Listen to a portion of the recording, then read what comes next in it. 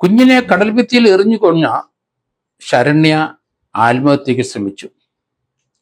2020 ഫെബ്രുവരി 17-നാണ് സ്വന്തം മകനെ, 1.5 വയസ്സുള്ള കുഞ്ഞിനെ അമ്മ കടൽഭിത്തിയിൽ എറിഞ്ഞു കൊന്നത്.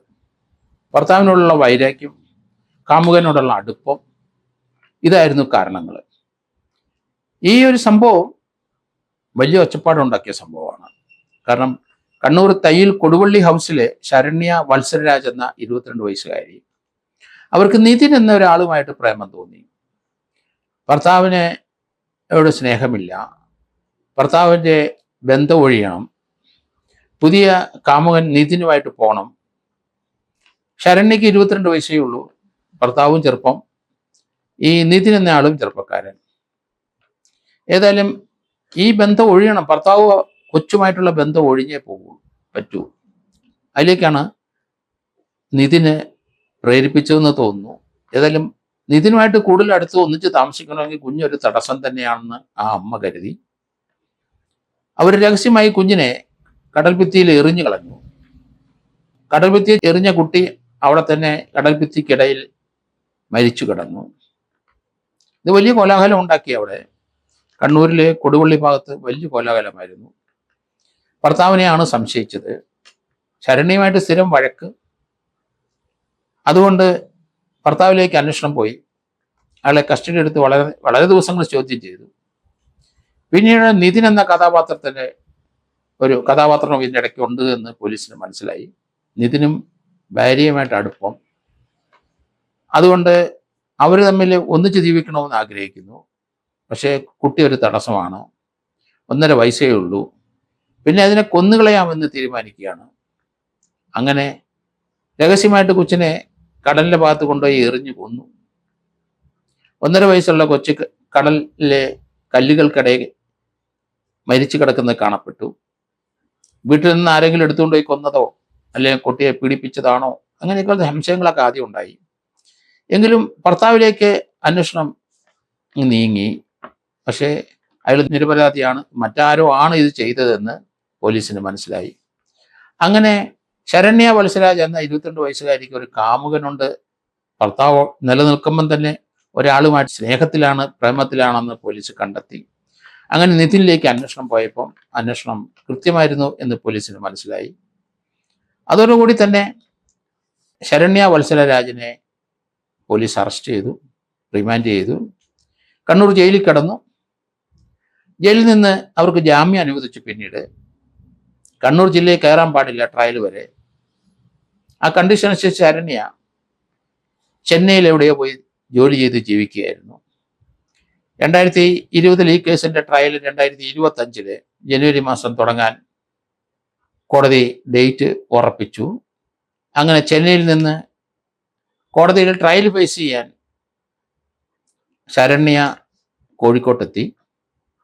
കോഴിക്കോട്ട് ട്രെയിൻ ഇറങ്ങിയിട്ട് കോഴിക്കോട് റെയിൽവേ സ്റ്റേഷൻ്റെ അടുത്ത് അവരൊരു മുറി എടുത്ത് രാത്രിയിൽ ആ മുറി താമസിച്ചു. കണ്ണൂർ ജില്ലയിൽ പ്രവേശനമില്ല, കണ്ണൂർ ജില്ലയിൽ പോയി ഒരു മുറി എടുക്കാൻ കഴിയില്ല. അതുകൊണ്ട് കോഴിക്കോടുള്ള ഈ ലോഡ്ജിൽ താമസിച്ചിട്ട് കണ്ണൂർ അടുത്ത ദിവസം രാവിലെ ട്രയൽ തുടങ്ങുകയാണ്. കോടതിയെ ഹാജരാകണം. കണ്ണൂർക്ക് ട്രെയിൻ കയറാൻ റെയിൽവേ സ്റ്റേഷനിലെത്തി. അവിടെ എത്തിക്കഴിഞ്ഞപ്പോൾ ഒരു സ്ത്രീ കുഴഞ്ഞു വീണ് റെയിൽവേ പ്ലാറ്റ്ഫോമിൽ വീഴുന്ന കണ്ടു. ആൾക്കാർ ഓടിക്കൂടി, പോലീസ് വന്നു. അവരപ്പം പറഞ്ഞു, ഞാൻ വിഷം കഴിച്ചിരിക്കുന്നുവെന്ന്.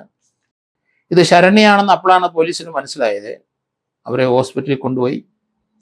ഹോസ്പിറ്റലിൽ അവർ അപകടനില തരണം ചെയ്തു എന്നാണ് മനസ്സിലാക്കുന്നത്. അങ്ങനെയാണെങ്കിൽ 1.5 വയസ്സുകാരനെ കൊന്ന കേസിൻ്റെ ട്രയൽ ഉടനെ ആരംഭിക്കും. പക്ഷേ അവരിത് റിപ്പീറ്റ് ചെയ്യാനുള്ള സാധ്യത കൂടുതലാണ്. കാരണം ഇവിടം വിട്ട് ചെന്നൈ പോയി അവർ കൂലിപ്പണി ചെയ്ത് ജീവിക്കുകയായിരിക്കും എന്ന് കരുതുന്നു. അവർക്ക് മനസ്സിലായി ഈ കേസ് വളരെ സ്ട്രോങ് ആയിട്ട് മുന്നോട്ട് പോകും, ഇതിനകത്ത് താൻ രക്ഷപ്രാപിക്കത്തില്ല, അതുകൊണ്ട് മരിക്കുന്നതാണ് നല്ലത് എന്ന് കരുതിയാണ് അവർ ചെന്നൈയിൽ നിന്ന് ഇവിടെ വന്നിട്ട് മുറി എടുത്തിട്ട് അടുത്ത ദിവസം കോടതി പോകുന്നതിന് തൊട്ടു മുമ്പ് അവർ വിഷം കഴിച്ചത്. ആ ചിന്ത ഇനി ഇടയ്ക്കിടയ്ക്ക് കയറി ഇറങ്ങി വരും. ചെയ്തതെല്ലാം മണ്ടത്തരമാണെന്ന് ഇപ്പം തോന്നുന്നുണ്ടാവാം. കാമുകന് വേണ്ടി തൻ്റെ കൊച്ചിനെ കൊന്നു. അത് വളരെ ഭീകരമായ ഒരു ദൃശ്യമായിരുന്നു.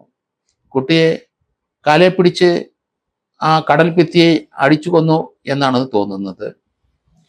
എന്തായാലും ഒരമ്മയാണ് അത് ചെയ്തത്. കേരളത്തിൽ പല കൊച്ചുങ്ങൾക്കും കുട്ടികൾക്കും ഉണ്ടായ ഉടനെ ഇതുപോലെ അപമൃത്യു ഉണ്ടായിട്ടുണ്ട്. എല്ലാ സ്ഥലത്തും സർക്കാർ അമ്മ തൊട്ടിൽ വെച്ചിട്ടുണ്ട്. ഒരു മനുഷ്യനെ കൊല്ലാൻ അവകാശം നമുക്ക് ആർക്കുമില്ല. നിങ്ങൾക്ക് ഏതെങ്കിലും അബദ്ധവശാൽ ഗർഭവതിയായി നിങ്ങൾ പ്രസവിക്കുക, ആ കുട്ടിയെ സർക്കാരിന് കൊടുക്കുക. സമൂഹത്തിന് ആ കുട്ടിയെ ആവശ്യമുണ്ട്, സർക്കാർ സംരക്ഷിച്ചോളും. ഒരു ജീവനെ നിങ്ങൾ കൊന്നുകളയല്ലേ, കൊന്ന് നിങ്ങൾ ജയിൽവാസത്തിലൂടെ പോകരുത്. ജീവിതത്തിൽ ഇതുപോലെ അബദ്ധങ്ങളൊക്കെ പറ്റും പലർക്കും. പക്ഷേ അത് നേരിടുക. അവരെ വീടും പരിസരത്തും അവർക്ക് താമസിക്കാൻ നിവൃത്തിയില്ല, മറ്റു സ്ഥലത്തേക്ക് മാറുക. അവിടെ പ്രസവിച്ചിട്ട് കുട്ടിയെ സർക്കാരിന് കൊടുക്കുക, അമ്മത്തൊട്ടിൽ ഉപേക്ഷിക്കാം. അല്ല, സർക്കാരിനോട് പ്രസവിച്ച് കഴിഞ്ഞാൽ എനിക്ക് കുട്ടിയെ വേണ്ട എന്ന് പറയാം. ഇല്ലെങ്കിൽ ഏതെങ്കിലും ഹോസ്പിറ്റലിലുള്ള അവരെ ഏൽപ്പിക്കുക. കുട്ടിയെ കൊല്ലരുത്, മനുഷ്യനെ കൊല്ലരുത്. അത് എല്ലാവരും ഇതുപോലെ അവിഹിതമായ ഗർഭം ഉണ്ടാകുകയോ അല്ലെങ്കിൽ സ്വന്തം കുട്ടിയെ കൊല്ലാൻ തോന്നുന്ന സന്ദർഭത്തിൽ ആ കുട്ടിയെ സർക്കാരിൻ്റെ എല്ലാ ജില്ലകളിലും അല്ലെങ്കിൽ സർക്കാരിൻ്റെ ഏതെങ്കിലും ഹോസ്പിറ്റലിൽ ഉപേക്ഷിച്ചിട്ട് നിങ്ങൾ പോവുക. അതിനെ സർക്കാർ വളർത്തിക്കോളും, സമൂഹം വളർത്തിക്കോളും. നമുക്ക് സമൂഹത്തിൽ ഇതുപോലെയുള്ള കുട്ടികളെ ആവശ്യമുണ്ട്, നമുക്ക് നമ്മുടെ മക്കളെ ആവശ്യമുണ്ട്. അതുകൊണ്ട് ഇതെല്ലാവരും ശ്രദ്ധിക്കണം. അങ്ങനെ ചെറുപ്പക്കാർക്ക്, പ്രായമുള്ളവർക്ക് ഇതുപോലെ അബദ്ധങ്ങൾ പറ്റിയിട്ടുണ്ടെങ്കിൽ അത് പ്രസവിക്കുക, ദൂരെ എവിടെയെങ്കിലും ഹോസ്പിറ്റലിൽ പോയി പ്രസവിക്കുക, തടസ്സമില്ല. കുട്ടിയെ അവിടെ തന്നെ അമ്മത്തൊട്ടിലുണ്ടാവും. അല്ലെങ്കിൽ ആ ഹോസ്പിറ്റലിലുള്ള ആയമാരോ മറ്റുള്ള നഴ്സുമാരോട് പറഞ്ഞാൽ അവർ വേണ്ട സംവിധാനം ചെയ്തു നിങ്ങളുടെ പേരും ഒന്നും വെളിപ്പെടുത്താതെ കാര്യങ്ങൾ നടത്തിപ്പോവാം. കൊല്ലരുത് എന്ന് മാത്രമേ ഞാൻ പറയുന്നുള്ളൂ.